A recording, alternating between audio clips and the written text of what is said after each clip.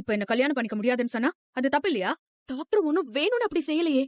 அன்னைக்கு சூழ்நிலை அப்படி இருந்துச்சு. இங்க பாரு, சிவா மேல போட்ட கேஸ நான் வாபஸ் வாங்கணும்னா என்னால டாக்டர் டைவர்ஸ் பண்ணவும் முடியாது, அவங்கள விட்டுட்டு பிரிஞ்சு போக முடியாது. அவங்க மேல போட்ட கேஸ் தயவு செஞ்சு வாபஸ் வாங்கிடு. இது பாரு, நீ மட்டும் என் லைஃப்ல குறுக்க வரலன்னா சிவாவுக்கு எனக்கு எப்பவோ கல்யாணம் ஆயிருக்கும்.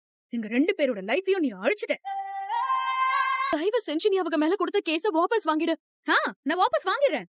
ஆனா அதுக்கு முன்னாடி நீ டிவோர்ஸ் பேப்பர்ல கையெழுத்து போடு. இல்ல, அது மட்டும் என்னால முடியாது. இத பாரு, நீ மட்டும் சிவாவை டிவோர்ஸ் பண்ணலனா அவனை வாழ்க்கை முழுக்க ஜெயில வச்சிருவேன். என்கிட்ட இருந்து சிவாவை பிரிச்சுட்டல, என் பவர் என்னன்னு உனக்கு தெரியுமா?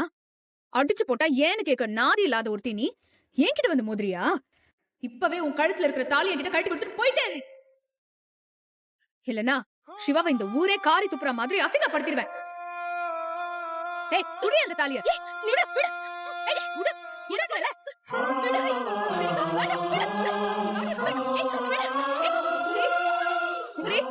அந்த தாலிய குடு.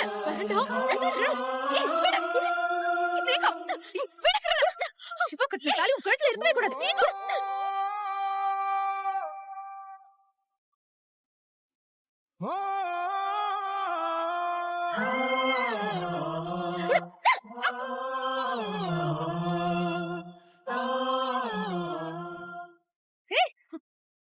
என்ன அடிக்கிற அளவுக்கு வந்துட்டியா நீ?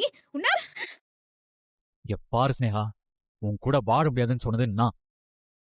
உன் கோவத்தை நீ என்கிட்ட தான் காட்டணும். அதை விட்டுட்டு சிந்துகிட்டயோ பெரியமா கிட்டயோ காட்டக்கூடாது. அதை நான் பார்த்துட்டு சும்மா இருக்க மாட்டேன். அன்னைக்கு உன் வீட்டுக்கு வந்த பெரியமாவா அசிங்கமா பேசுனதும் இல்லாம அவங்கள கீழே பிடிச்சு தள்ளி இருக்க. உனக்கு எவ்வளவு திமிரு இருந்தா நீ அந்த மாதிரி பண்ணிருப்ப?